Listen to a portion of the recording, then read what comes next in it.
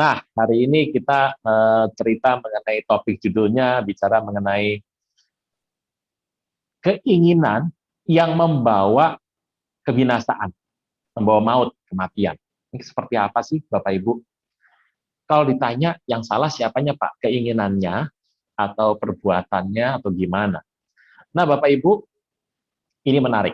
Yuk, saya akan mulai bicara dari hakim-hakim. Bapak Ibu, hakim-hakimnya adalah hakim-hakim yang ketujuh. Startnya dari 6, tapi kita masuk yang ketujuh, dari 6 dan 7 sama itu, kita bicara mengenai hakim-hakim, yaitu Gideon. Bapak Ibu, di Alkitab itu kita mengerti ada hakim-hakim itu banyak. Jadi kalau saya ngomong kata hakim itu di Alkitab, itu bicara mengenai gembala Israel. Gembala Israel itu startnya bukan Musa, karena Musa itu pembebas, deliver. Joshua, Pak? Bukan, Joshua itu panglima. Jadi yang gembala pertama itu siapa? Otniel. Hakim pertama itu adalah gembala Israel. Kalau zaman sekarang siapa, Pak? Naftali Bennett. Itulah gembala Israel. Jadi kalau Bapak Ibu mengerti daftar gembala Israel itu dari dulu sampai sekarang, begitu setelah zaman kita tahu Ben Gurion itu nomor 36, jadi nomor 1 Otniel, nanti bisa hitung sendiri ya di Alkitab ya.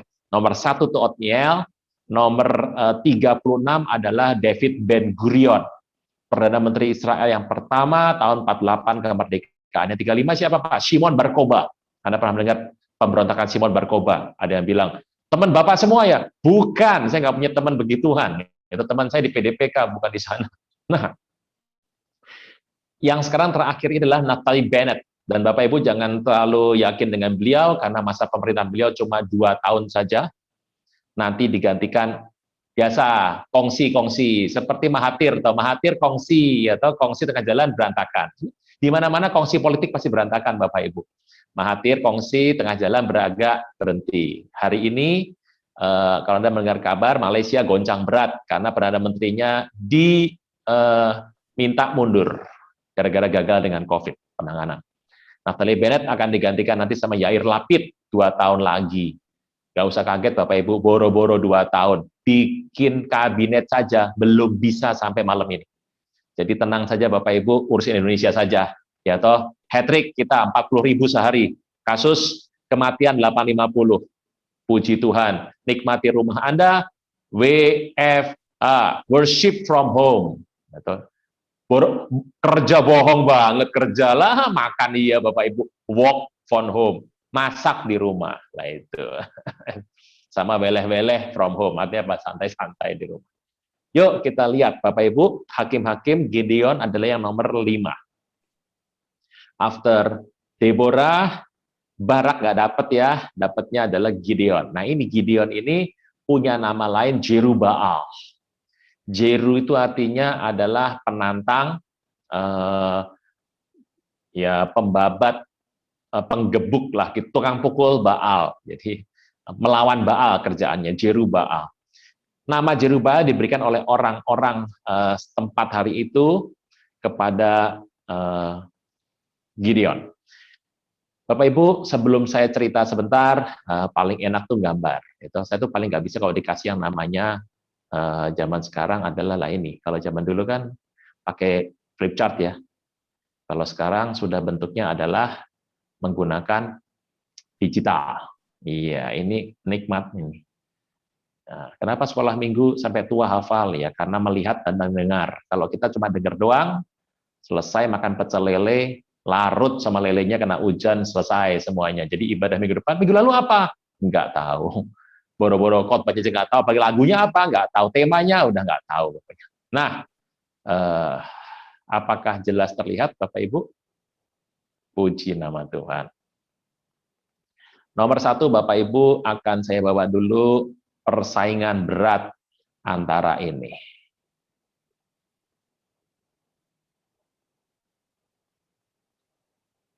Nih, jadi Bapak Ibu kadang-kadang kita bilang gini, orang kok maunya jahat mulu sih? Bawaannya jahat, suka tilep duit kantor, suka jilat bos, tikung temen, segala macam. Orang kayak gini kok Kristen. Bapak Ibu, keinginan yang membawa maut, jangan-jangan bukan keinginannya loh. background hidupnya. Makanya Kristen itu harus sadar bahwa setiap kita ini punya sisi gelap. Dan kita baca firman itu tujuannya, selain kita ngerti firman, saya baca firman itu ada yang membaca rutin, jadi saya asal baca saja. Saya nggak mau ngerti firman, saya mau baca saja. Kita tuh diminta baca firman, bukan ngerti firman. Tapi saya punya jam lagi yang kedua, jam mengulik firman, belajar firman. Mencari tahu, menggali itu ada. Beda dengan yang pagi hari membaca urut, itu beda lagi. Tetapi yang ketiga, saya juga punya waktu untuk membaca firman, untuk menerangi hidup saya, mana dari hidup saya yang jadi sisi gelap. Kadang-kadang kita punya sisi gelap, kita nggak paham loh Bapak Ibu. Nah, sisi gelap hidup kita ini, itu biasa menimbulkan keinginan.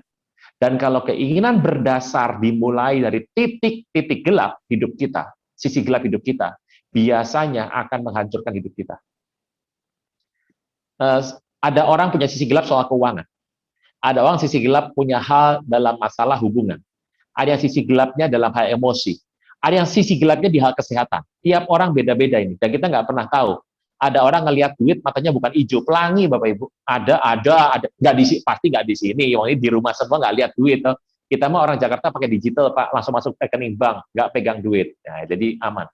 Ada orang yang ngelihat yang namanya miras, alkohol, satu botol, ngelihat botolnya aja goyang loh. Jangan bilang enggak loh Bapak Ibu. Ada yang ngelihat barang mewah goyang. Gitu. Ada yang lewat lawan jenis juga goyang. Nah, itu orang beda-beda, nggak bisa ngomong. Nah, kita ini harus sadar, kita punya sisi gelap di mana. Nah, Bapak Ibu sudah tahu cerita ini ya, ini sejarah. Jadi seperti biasa, khotbah saya mulai 15 menit setelah saya dimulai. Jadi ini belum khotbah, belum mulai. Ini ngobrol dulu. Menunggu yang akan masuk ke belakang. Kita tahu yang anak sulung yang ini. Betul ya? Ya, pokoknya kalau Anda nggak setuju, langsung Anda kasih tanda gitu aja.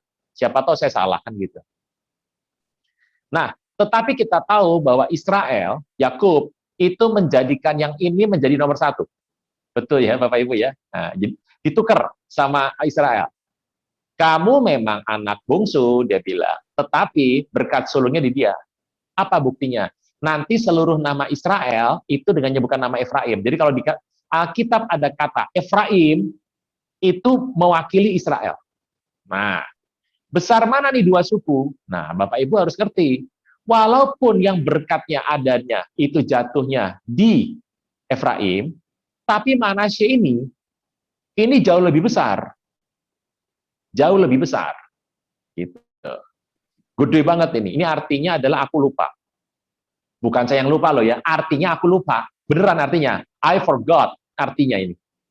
Aku telah melupakan. Kalau ini artinya Efrata sama Efraim sama. Efra itu berbuah, im itu jamak. Im itu jamak. Efraim, Serafim, Elohim, Kerubim, im itu artinya jamak. Makanya si Iim anaknya banyak. Kata aja, oh nggak percaya.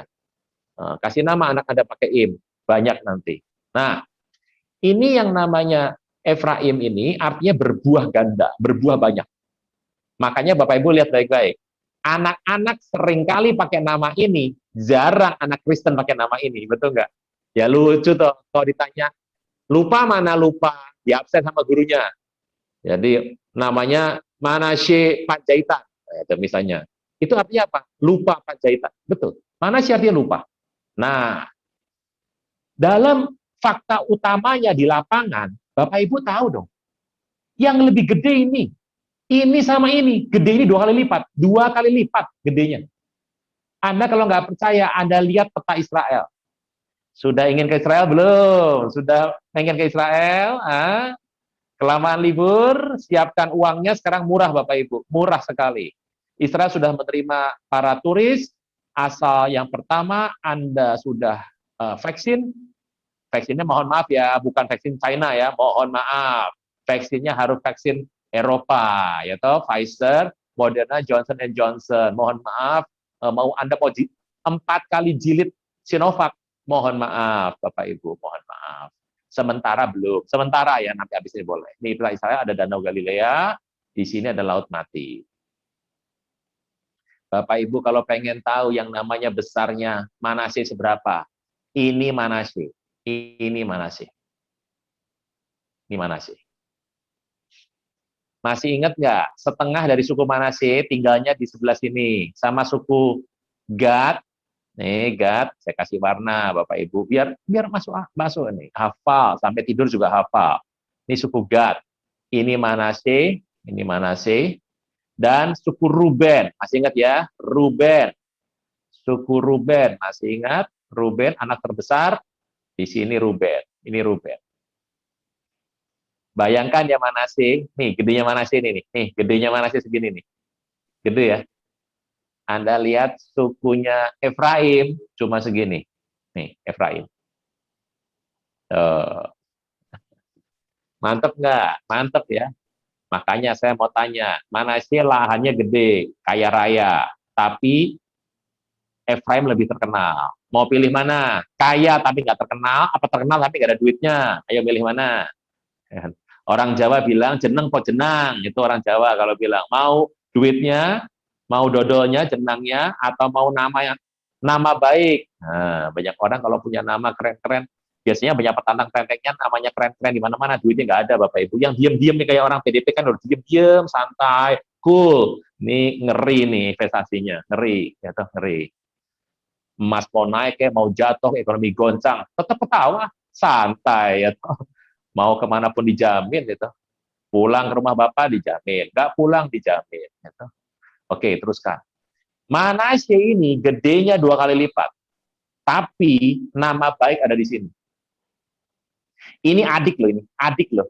Tapi berkatnya di sini. Ini saya mau tanya, yang namanya Esau sama Yakub lebih kaya mana? Oh jauh. Esau jauh lebih kaya, jauh. Duitnya lebih kaya, super kaya itu Esau. Yakub gak ada apa-apanya tuh Yakub. Yakub tuh kaya raya loh, gak ada apa-apanya tuh Yakub. Tapi ingat, berkatnya di mana? Di Yakub. Sama mana sih? Nah sekarang kira-kira nih Bapak Ibu, kalau Anda jadi suku Manase, rasanya apa coba? Kaya raya, tanahnya gede segini nih, tanahnya segini loh, paling gede. Di Israel paling gede dia, paling gede Manase, paling gede. Yehuda nggak menang sama dia. Pertanyaannya, sudah namanya paling terkenal, gede banget, tentaranya paling banyak, lahan pertanian paling gede, tapi ya mohon maaf, namanya turun. Kalau Anda jadi suku Efraim atau jadi suku Manasye, kira-kira Anda menghadapi Efraim gimana caranya? Minder ya? Iya, ini yang saya mau cerita. Dan satu ketika dari suku Manasye hadir satu orang bernama Gideon. Sukunya, suku tanda kutip, mengalami degradasi. Cilakanya Gideon ini berasal dari suku yang paling kecil di Manasye. Kaumnya kaum Abieser, namanya Abieser, percaya saja pasti benar sudahlah gitu ya. Itu adalah suku paling kecil di Manasye. Jadi Gideon ini minder. Nah, makanya saya sarankan yang belum menikah, yang wanita belum menikah ada di sini ya. Kalau yang sudah menikah sudah ya sudah. Mau apa lagi? Lagi COVID cari-cari sudah. Bapak Ibu, kalau cari pasangan pria, cari yang tidak minder. Pria minder itu paling bahaya. Sekarang orangnya baik karena minder, orangnya pendiam. Anda nikahi dia, satu hari dia sukses, keluar semua isinya. Laki minder paling bahaya. Kalau sampai satu hari lagi dia drop, istrinya lebih kaya, lebih pangkat lebih tinggi, dia akan cari masalah supaya istrinya melayani dia. Lihat aja, saya udah capek konseling yang begini Bapak Ibu, percayalah saya Bapak Ibu, saya di lapangan kok, kan gitu. Nah, yang saya buktikan Pak, nggak usah nanti stres. Nah, karena minder, Tuhan pakai dia luar biasa. Jadi akhirnya dia menjadi pahlawan yang hebat. Saya nggak perlu cerita lah Bapak Ibu, Anda sudah tahu. 300 pejuang Gideon. Itu ada di Hakim-Hakim ke-7. Sampai sini bisa ya? Satu hari, Gideon itu mau perang. Ya, mau perang. Perangnya kepada siapa? Nah, coba Anda lihat baik-baik. Ayat 23 dari Hakim-Hakim 7.